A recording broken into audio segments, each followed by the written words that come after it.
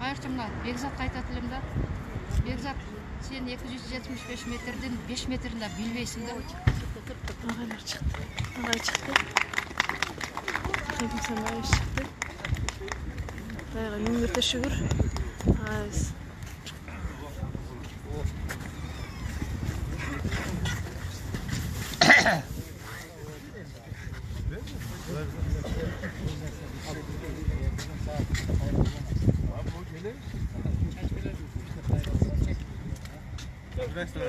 Бардыңыздар, уктуңуздар. Саат 3-кө кайрадан чакырылыптыр. 3-кө уланат кайра. Эмнеси жок.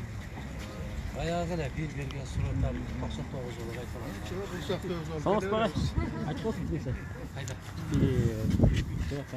Боюнча. НТС каналынан.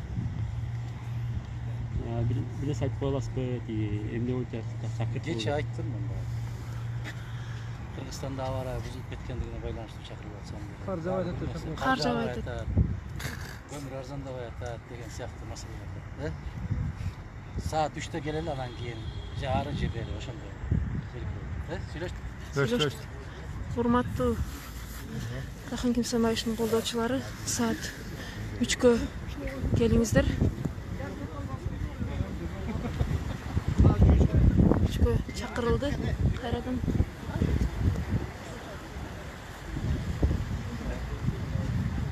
Ол жазылып та.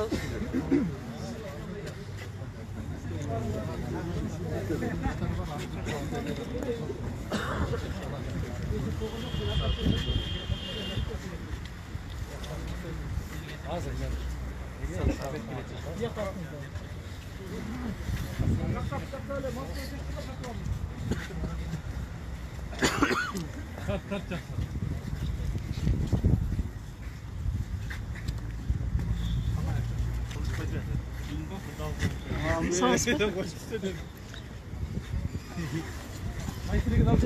Бүгүнкү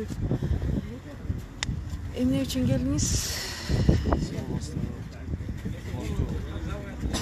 Кенештер, азыр учурда барыбыз көрүп атабыз.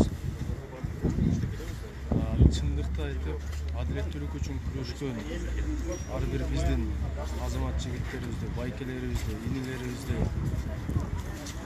башын көтөртпөй, саясий басым жазап, саясий уугунтукка алып отурушат.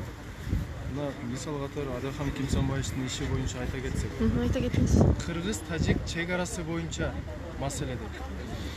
Ошол кыргыз-тажик чегарасын Адахан Кимсанбаев кол койгон протокол чечүүгө жол бербейт.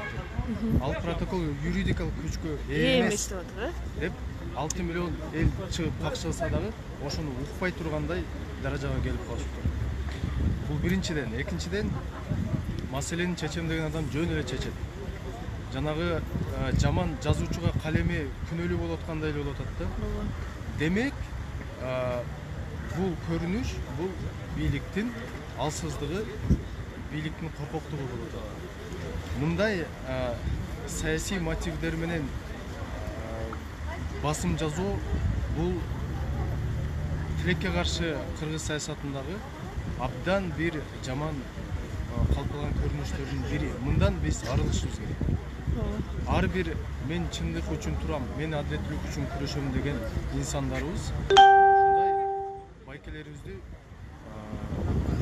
агайларыбызды өз учурунда коргоп, колдоп алышыбыз керек. Бийлик кордосо дагы биз коргоп турушубуз керек. Эл туруш керек.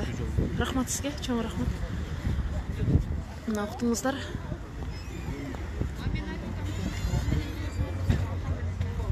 Саламатсыздарбы кыздар?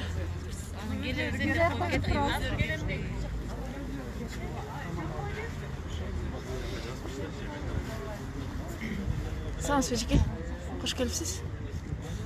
Бүгүнкү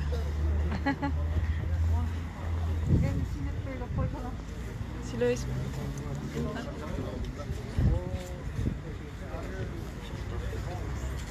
Саламатсызбы? Саламатчылык. Курсанова, кош келиңиз. Бүгүнкү келген Бүгүнкү акыбал боюнча айтып кетсек. Айтып кетиңиз. Бул атаған kimse maaşlı hem ölçü çakırıp vermek olaraktanıga bizlere толық түсінер берсе. Maaşı айтқанда просто кырал бастықына қылып демек қылып атышаттар. Ооба.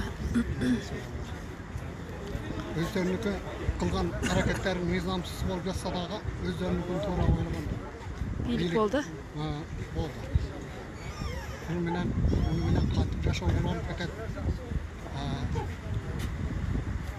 bağlı çok kımmatlar ösü otak zarpılat, aylar, pensiya tegi degen oşağa jaraşa bir emek olgun yok. Biyilik bolup biyilik bir özünün nemesini urumeni geçektirip şunday normalni nokta düşürüp bakılmasa şunda jakşı olur.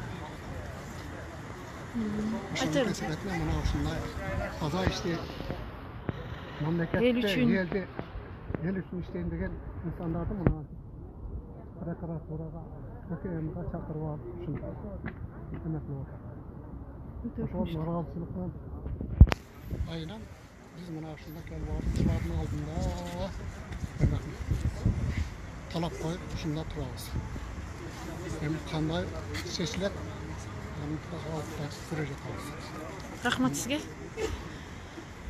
Урматтуу калай калк ушун менен көрмөй бүтүп атат. Саат 3-тө кайрадан